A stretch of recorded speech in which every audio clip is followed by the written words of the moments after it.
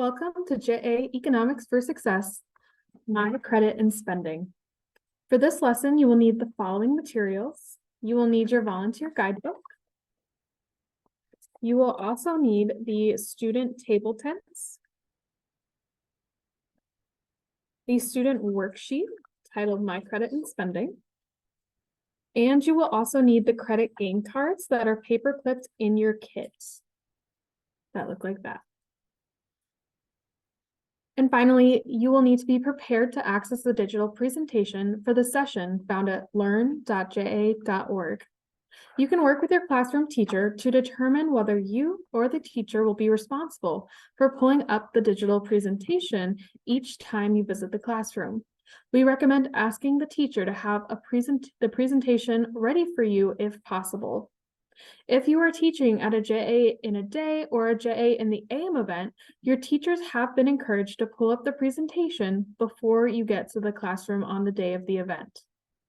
To aid in preparation and facilitation, you'll see in the guidebook blue text boxes, which contain JA of South Dakota session-specific teaching tips, and yellow text boxes that include vocabulary terms and presentation content that's not already found in the guidebook. When you go into the classroom, please greet the students and tell them a bit about yourself and why you chose to volunteer in their classroom if this is your first visit with the students. If this is not your first lesson with the students, please redistribute their table tents as needed and remind them that what they've learned in the previous lesson or lessons. The next part of our slideshow, which is found on screen here, I'm going to navigate it using the next and the back arrows, is you will find the lesson objectives. Please read through these with the students as they emphasize what students should know or should be able to do by the end of the lesson.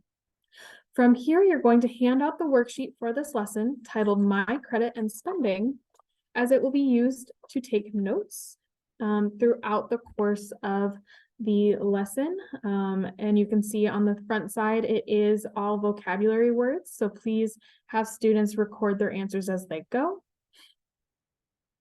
Before you begin this lesson and go any further, I would like you to start by drawing a T-chart on the whiteboard.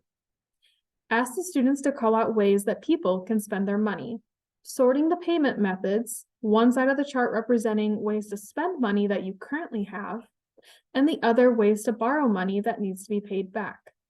There is a chart in your volunteer guidebook in the blue box of teaching tips that outlines this chart and also provides ideas of what could possibly go under each of those sections. So that is pictured in your guidebook. I know it's a little tricky to see, but it's right here. So please reference that for the T-chart activity. After this, you're going to use the prompts on the screen and your guidebook to advance through the slides. Please note that some slides require you to select an answer and click on Submit at the bottom right of the slide before you can proceed, like this slide, for example. This slide, it asks students to choose between two stores. Which store would they select their snacks from? You can ask for student input. You could also have a student come up to the board and click on their answer, but it will not allow me to move forward until I have submitted one of the two answers, like so. So I would rather have my snacks from the store on the left. I'm going to click on that, and you can see there's a yellow highlight around it. And then I'm going to hit Submit to continue to the next slide. If you come across a slide and you just don't have time to do all of the clicking before you submit, another way around this is to simply use the menu button found on the top left-hand side. Once you click it, it actually gives you all of the slides in the presentation, and you can simply select the next slide and continue. To minimize this menu so that the picture of the screen is bigger, I just select the menu button at the top left once again to make my presentation full screen. And then I will proceed from here. As you advance through the slides, please notice that many of the slides, again, are interactive and some take a little bit of time to pull up, such as this one. You kind of have to wait a second for all of the information to pull up on the slide. And again, some of these are clickable, so I'm reading the prompts on the screen or from my guidebook, but I'm also making sure I know what's clickable so I can reveal all of the information as I go and provide personal or work experience that relates to the topics on the slide.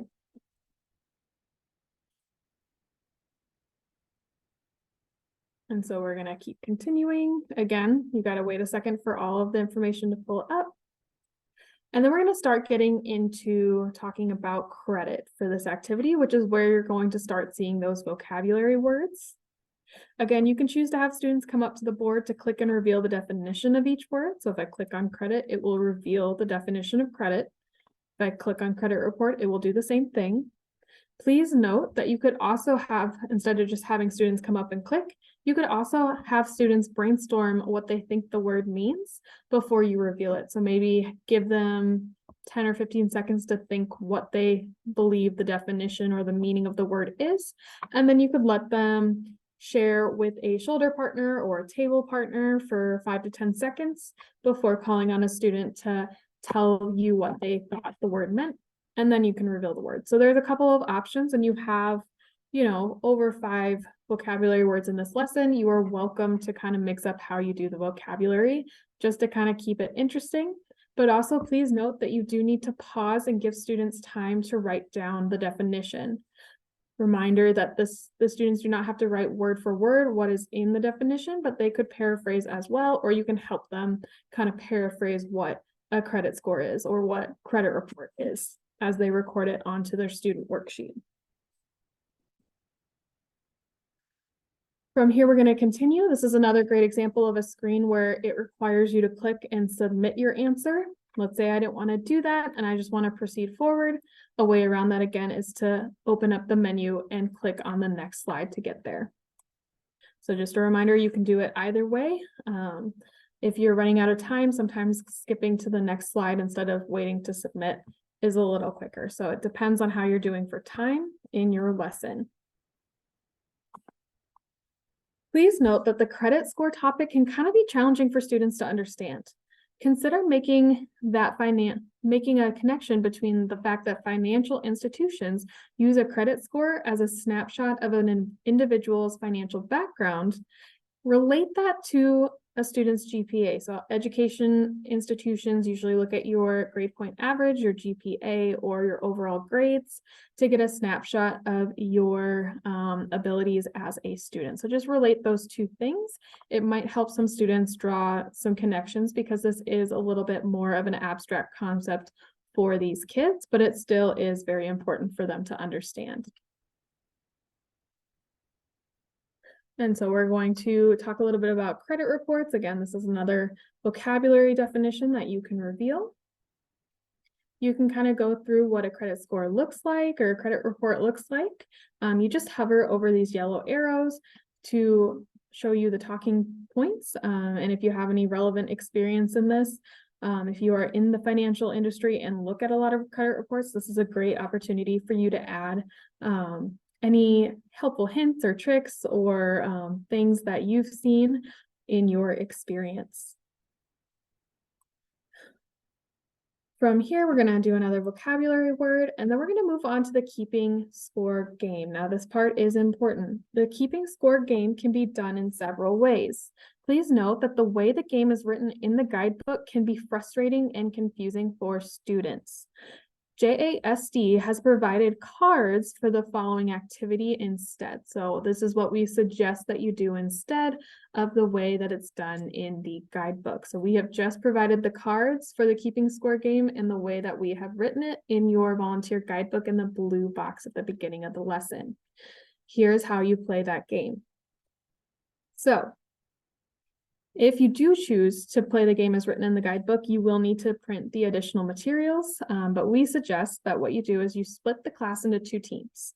And I personally would recommend letting the teams, give them a minute to pick their own names while everyone's kind of moving and getting settled. So once I've split the class into 2 teams, I'm going to tell students that each of their teams start with a credit score of 700. And I'm going to write that on the whiteboard in the classroom. I'm going to write the team's name, 700, second team's name, 700 points. Then what I'm going to do is tell the students that the challenge is for their team to have the highest credit score at the end of the game. For each round, what you're going to do is you're going to have a student from each team come up and draw one of the scenario cards to read.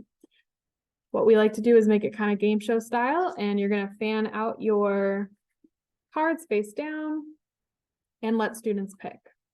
So they're going to pick a slip of paper, they're going to read their scenario, and then you're going to make the changes to their score based on what the scenario said. So for instance, the scenario has a sentence or two that the student will read, and then it will say add or subtract and give you a point amount.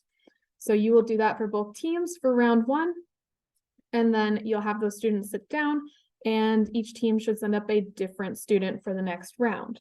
And you're going to keep playing this as many rounds as you can. Within about 5 to 10 minutes is what we suggest for this game time, or when you run out of your cards. So it kind of depends on the timing of the game, because this can kind of go long, and you can always kind of bring it to an end at any point, or you run out of your cards. So you're going to continue by having new students from each group come up and draw more cards until they can't, or you run out of time. And then at the end of the challenge, discuss the final scores and point out the scenarios that help the winning team have the highest score, relating the scenarios to real life situations you've experienced if possible. Have you had a drastic move in your credit score? Did something you do, whether it was paying off a loan or borrowing money, did that have an impact on your credit score? Tell students what did and what didn't. As you continue, we have a few more slides in this presentation. So we're still talking about some of our vocabulary cards, including financial responsibility, which has a lot to do with credit reports and credit scores. And then we come by these two characters, so Mai and Elias, and you should consider calling up students for this activity. So this first one just gives you a little snapshot of the two characters and asks students to pick which one's more financially responsible. So maybe they say Mai, and we're going to move on. So each of the next two slides go through the individual characters' financial journeys. And so what you could do is you can either, as a volunteer, just read them as they are in order with the class and just kind of move through those as it's laid out. Or what could make it fun for the students is you can call 6 students up to the board, because you can see there's 6 things to reveal.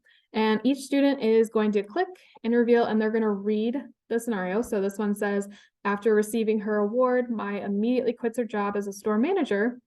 And then have the students who are sitting down, or the students at the board, give you a thumbs up or a thumbs down, whether that was a financially responsible choice, a good choice that's going to be good for their credit, or thumbs down if it was a poor choice and may negatively impact their credit score.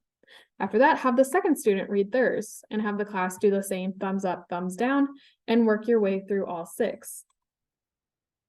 Then after you've read all 6, talk with the students. Once all those choices have been shared, ask students to consider the fact that individually, each of those choices that Mai made probably were acceptable and were okay, but all together, they really came out to equal. She was making very irresponsible choices with her money, and her credit score probably is going to reflect that. From here, we're going to move on to Elias, who's making better decisions overall, and you can call a different 6 students up to the board, or maybe you want to do 3 and each of them reads 2. It's kind of up to you, but it gets the students up and moving, and they do like to listen to each other as they read. From here, you're going to talk about who is more financially responsible and just kind of reiterate the ideas that you've just discussed with those students. And then you move on to Asia's credit report activity. JASD did not provide this worksheet for the activity for a couple of reasons, but just note that if you want the activity, you will have to print the materials for this activity yourself. Instead, what I would recommend doing is you're going to skip the next couple slides And you're going to bring it into the wrap-up portion of this lesson by reviewing the big ideas and lesson objectives. And then you're going to talk with students about some of the reflection questions. One of the reasons we skip over Asia's credit report is that you probably are running out of time by now. If not, you've already run out of time because the other activities do take up quite a bit of time. Now, if this is part of your JA in a day or JA in the AM program, please continue to the next lesson. Consider allowing students a quick stretch break while you get the next lesson pulled up and ready to go. If this is your only lesson of the day and you have more to teach at a later date, please remember to collect student name tents as they will be reused for the next lesson. And with that, we have come to the end of JA Eco for Success with the session, My Credit and Spending.